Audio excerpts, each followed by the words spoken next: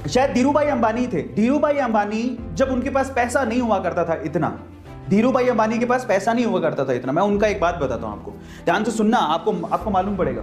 धीरूभाई अंबानी के पास जब इतना पैसा नहीं होता था तब भी वो ताज होटल में चाय पीने जाते थे, जहां पर उस टाइम पे ताज होटल में चाय के पैसे लगते थे 300 से 500 रुपए, और इतने पैसे नहीं होते थे तो चाय की थड़ी पे मुश्किल से 1-2 रुपए में मिलती थी। 1-2 रुपए में चाय पी सकते थे, लेकिन वो ताज होटल में 500 रुपए की चाय पीने जाते थे। क्यों जाते थे जानते हो? क्योंकि ताज होटल में अमीर लोग आते थे जिनके पास बहुत पैसा था।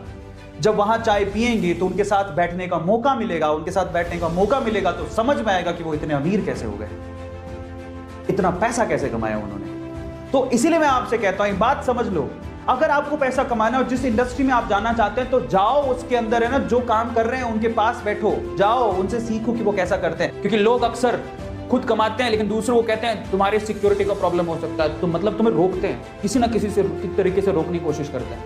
उनकी बातों में मत आओ, वो चाहते ही नहीं कि आप प्रोग्रेस करो।